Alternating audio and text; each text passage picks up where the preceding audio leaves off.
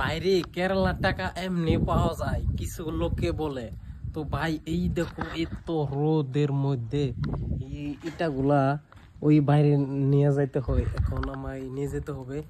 তো এটা শেষ করে আবার অন্য কাজ আছে, এটা শেষ করে অন্য কাজ করে তারপর মানে 5টা অবধি একেবারে মানে যা যা কাজ বলছে আর কি সব শেষ করুন লাগবো, তারপর টাকাটা দিবে।